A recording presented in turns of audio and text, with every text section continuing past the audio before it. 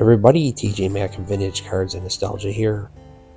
Today we're stepping back to an era that lives vividly in my memory. A time when Sunday afternoons meant football, family, and the thrill of watching legends carve their place in history. In this video, I'm excited to show you two more displays from my card room that celebrate football in the late 70s and early 80s. What sparked the idea for this video was a Sports Illustrated I recently picked up, dated December 19th, 1983. The cover features John Riggins, mid-stride, bulldozing through the Dallas defense during a pivotal showdown between the Redskins and Cowboys.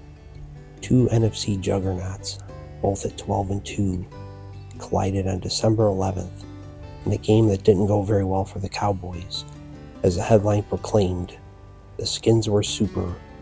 Riggins tramples Dallas." Now that magazine just doesn't document a game. It brings me back to that era. I remember watching that matchup, feeling the stakes, the energy, and as a Cowboys fan, the heartbreak as they were blown out 31-10 as they turned the ball over 4 times. Yet even as I revisited that memory, I found myself appreciating the era more than the outcome, the players, the rivalries, and even the build-up to the game, like the Redskins departing Washington in military fatigues for their so-called invasion of Dallas.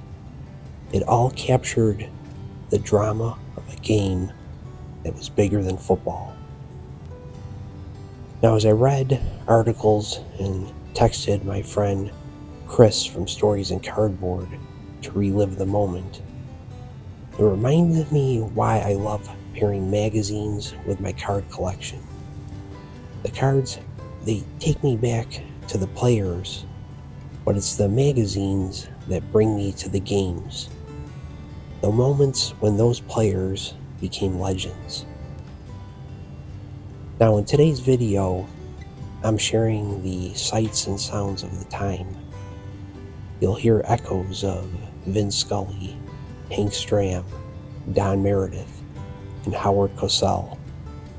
Voices that take me back to the floor of my living room, watching games with my dad and my brother. And you'll see cards that might remind you of your own collection, back when you only saw games broadcast in your area and checked stats in Monday's newspaper. This is a journey to a simpler time, a time when football wasn't just a game, but a connection. I hope these displays and the stories they tell bring back a little of that magic for you. So let's take this trip down memory lane together.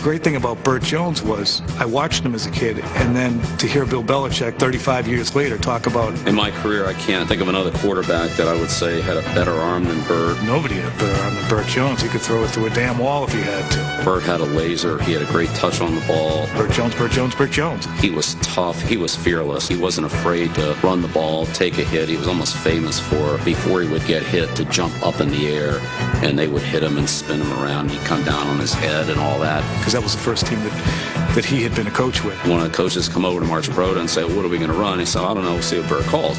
That's the kind of confidence that Ted had in Bert, and I would say that's the kind of confidence that the entire team had in Bert.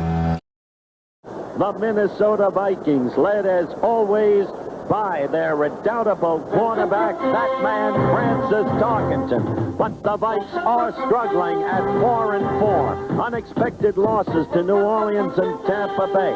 Signs of resurgence last week against Green Bay. And Dallas, led as always by their versatile and athletic quarterback Roger Staubach at 6-2, but struggling too if you look at their game-by-game record. 2 close wins against St. Louis. Want my Coke? It's okay, you can have it. No. Really, you can have it. Okay.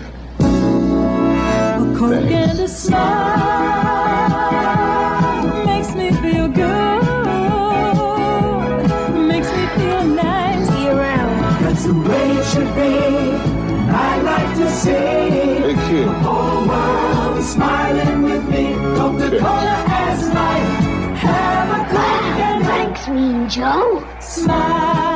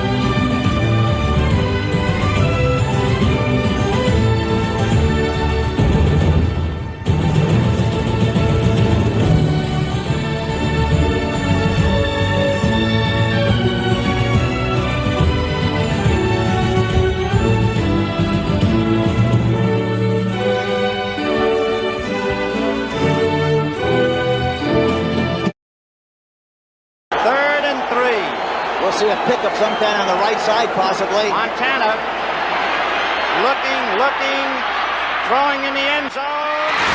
Caught it! Dwight Clark! Here we see again, he's the outside receiver. Look at, he's jammed. He goes to the inside, stops.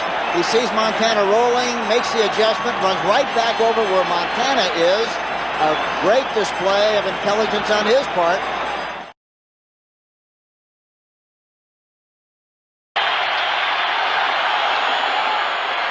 Big opening for Tony Dorsett. Look out, he's got great speed.